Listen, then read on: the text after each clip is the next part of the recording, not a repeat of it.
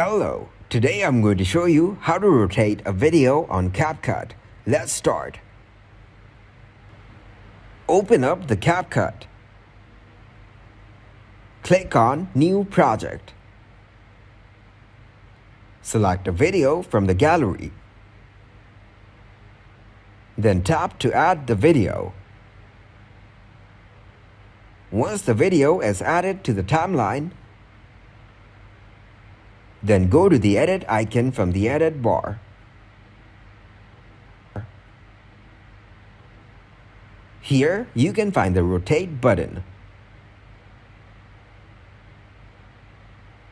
Click on it to rotate a video in any way you want. Give this video a huge like and subscribe to get more helpful videos like this. At Explain Me How, we're solving new problems every day.